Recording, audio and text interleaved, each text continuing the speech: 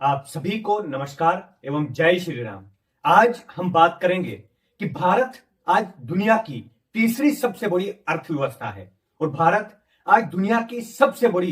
तेज गति से आर्थिक स्थिति को मजबूत करने वाला देश है। परंतु देश की आर्थिक स्थिति मजबूत होने के साथ साथ देश के गरीब व्यक्ति की आर्थिक स्थिति मजबूत क्यों नहीं हो रही है, इस पर आज हम बात करेंगे। इसके कुछ मुख्य कारण है, जिसमें सबसे बड़ा कारण है कि निचले स्तर के लोगों, जो हमारे देश का अंतिम व्यक्ति है, उस व्यक्ति के आधार पर नीतियां नहीं बनाई जा रही है। उस व्यक्ति की आर्थिक स्थिति के सुधार के लिए कोई महत्वपूर्ण योजना नहीं बनाई जा रही है। जिस प्रकार हमने देखा कि आज तक एमजी नरेगा एक ऐसी स्कीम थी जो हमारे गरीब लोगों की आर्थिक स्थिति को सुधारने तथा उनको रोजगार देने का काम करती थी, परंतु अब इसको बदलकर वीबीजी रामजी विकसित भारत रोजगार गारंटी एक्ट का रूप दे दिया गया है। अब इसमें सबसे बड़ी चीज जो समझने वाली है उसमें यह है कि एमजी नरेगा का उद्देश्य था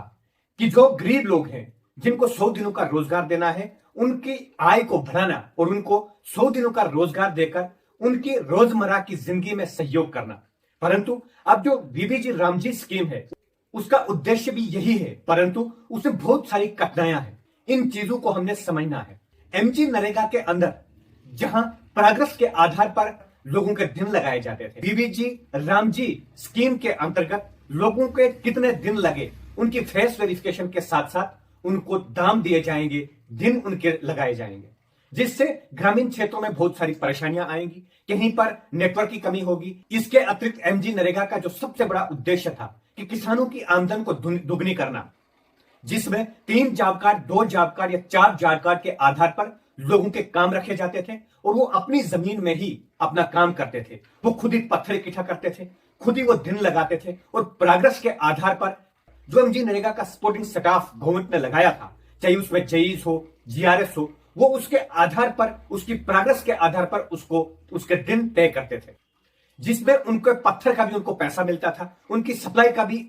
उन्हीं लोगों को पैसा मिलता था। जो 3-4 जॉब कार्ड वहां पर लगवाए जाते थे, उन लोगों को वो पैसा मिलता था, जिससे एक तो उनकी जमीन का काम भी हो जाता था, जिससे उनकी जमीन में फसल दुगनी हो जाती थी और उनको घर में अपनी जमीन में ही काम मिल जाता था। इसके अतिरिक्त उनके घर की प्रोटेक्शन वर्क, जैसे यदि उनकी घर की कोई दीवार घिरी हो, उस दीवार के लिए भी उसे 2 या 3 जॉब कार्डों को मिलाकर काम दिया जाता था, जिसमें वो अपनी दीवार के लिए खुद ही पत्थर सप्लाई करते थे, खुद ही वहां पर दिन लगाते थे और उन 3-4 जॉब कार्डों के अंदर मिस्त्री लगाए जाते थे, जिसपे वो सपोर्टिंग स्टाफ जो एमजी नरेगा का था वो प्रोग्रेस के आधार पर उनकी पेमेंट करते थे। उसमें उन्होंने दिन कितने लगाए, मिस्त्री कितने लगे, मटेरियल कितना लगा, वो सारी चीजें वही लोग तय करते थे, जिनकी जमीन में या जिनके घर के पास वो काम होता था। परंतु अब वीबीजी रामजी में ऐसा कुछ नहीं होगा। अब इसमें बहुत सारी चीजें जो लोगों को परेशानियों में डालेगी। अब केवल लोगों को दिन लगाने होंगे, चाहे वो जहां दिन लगाए, और किसी को भी अब पर्सनल काम मिलना मुश्किल है। किसी एक घर की प्रोटेक्शन वर्क लगाना भी मुश्किल हो जाएगी, किसी एक की जमीन में यदि डंगा लगाना हो उसको भी मुश्किल हो जाएगी, क्योंकि प्रोटेक्शन वर्क्स जैसे काम अब इसमें नहीं रखे जा रहे हैं। इससे एक तो आम व्यक्ति अपने घर की प्रोटेक्शन नहीं कर पाएगा और यदि किसी की अकेले जमीन है, वो अपनी जमीन के अंदर काम भी नहीं कर पाएगा, और जब उसको काम कहीं मिलेगा वो केवल अपना दिन लगा पाएगा, जिसके बाद उसे दिन मिलेगा। और पत्थर की सप्लाई, पत्थर का अरेंजमेंट और मिस्त्री जो लगाए जाएंगे वो चीजें भी उसके ऊपर नहीं होंगी, और जो पत्थर की सप्लाई, जो मटेरियल लगेगा, उसकी टेंडरिंग होगी और टेंडरिंग के अंदर ठेकेदार आएंगे, जो ठेकेदार गरीब लोगों को लूटेंगे।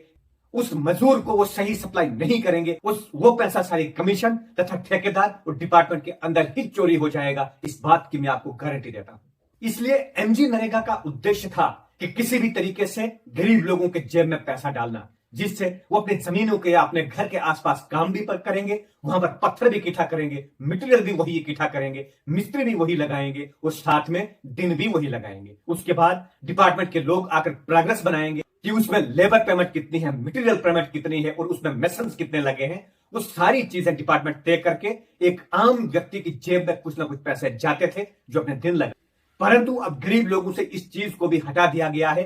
अब पत्थर भी ठेकेदार लाएंगे, मटेरियल भी ठेकेदार लाएंगे और काम करने आपको अपने घर के दूर जाना पड़ेगा, जहां पर कलेक्टिवली काम मिलेगा, जिससे एक गरीब व्यक्ति न अपने घर के पास कोई काम कर सकता है, न अपनी जमीन में उसको काम करना मुश्किल हो जाएगा। अब यानी कम्युनिटी वर्क्स होंगे, केवल गरीब लोगों को पास एक ही ये ताकत थी कि एमजी नरेगा के अंदर वो व्यक्तिगत आय को भी बढ़ा सकता था और व्यक्तिगत समस्या चाहे उसके जमीन के अंदर हो चाहे उसके घर के पास हो वो दूर कर सकता था। परंतु हमारे देश का दुर्भाग्य है कि जो भी आम व्यक्ति के लिए स्कीमें बनाई गई है उसमें सरकार कहीं ना कहीं ज्यादा पारदर्शिता दिखा रही है, परंतु जो बड़े लोगों के लिए स्कीमें हैं, बड़े बड़े ठेके हैं, जो करप्शन की बड़ी बड़ी चीजें देखने को मिलती हैं, जो दफ्तरों में ऐसी रूम में बैठकर ऑफिसर्स व पॉलिटिशियंस लोग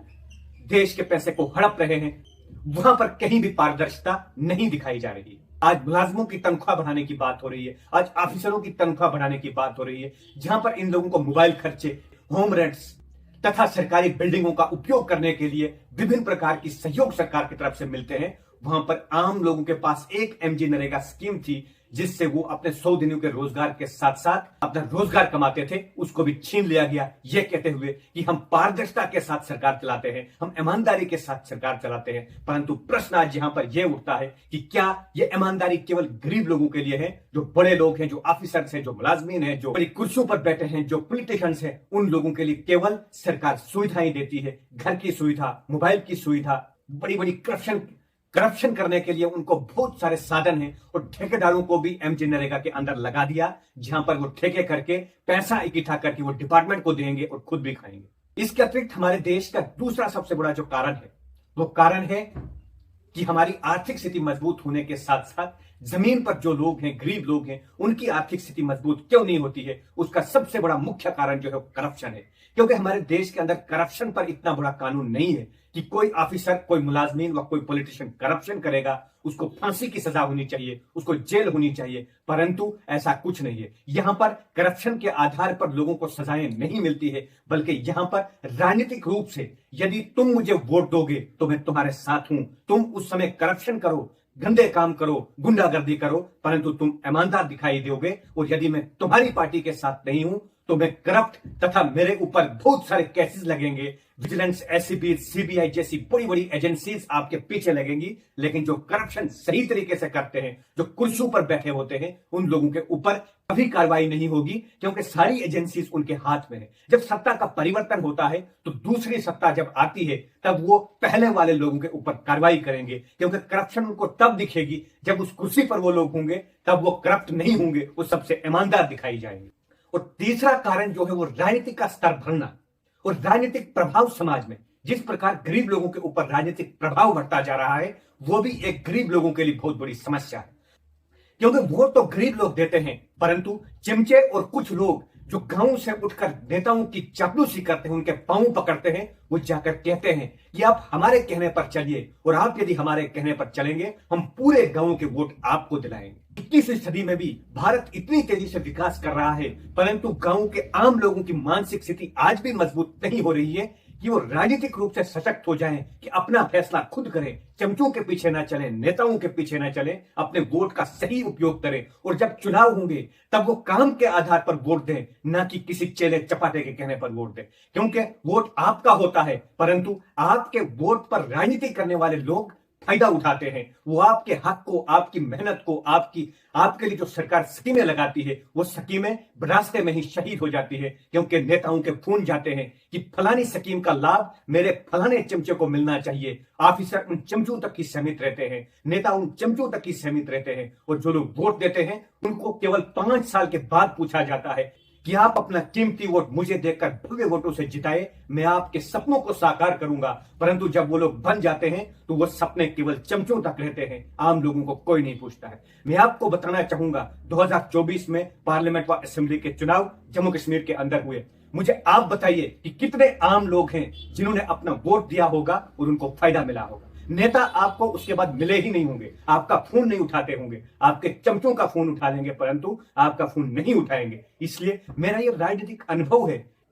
कि राजनीति का स्तर इतना मजबूत हो रहा है और राजनीति का प्रभाव आम लोगों के ऊपर इतना मजबूत हो रहा है कि वो राजनीतिक दबाव में अपना अधिकार नहीं ले पा रहे हैं और चमचों तथा नेताओं की चापलूसी करने में लगे होते हैं। इसलिए गरीबों के लिए जो स्कीमें बनाई जाती है उनमें पारदर्शिता दिखाना, और अपने लिए जो स्कीमें बनी है उनमें हर प्रकार की सुविधाएं रखना, चाहे उसमें आपको जिस प्रकार की सुविधा मिले, बड़ी बड़ी बिल्डिंग से मिलती हैं, तनख्वाहें बढ़ती है, पेंशन लगती है, वो सारी सुविधाएं मिलना और गरीब लोगों की स्कीमों में पारदर्शिता दिखाना, ये हमारी गरीब लोगों की आर्थिक स्थिति को कमजोर करने के लिए बहुत बड़ा एक कारण है। इसके अतिरिक्त राजनीतिक प्रभाव जो समाज में पड़ रहा है और आम लोग वोट देते हैं परंतु कुछ चेले चपाटे उसका फायदा उठाते हैं, ये दूसरा कारण है। और करप्शन, ऊंचे स्तर पर करप्शन और निचले स्तर पर पारदर्शिता दिखाना। कानून ऊंचे स्तर पर होगी और निचले स्तर पर कार्रवाई होगी। यदि निचले स्तर पर कुछ थोड़ा सा भी गलत होगा उसके ऊपर कार्रवाई होगी।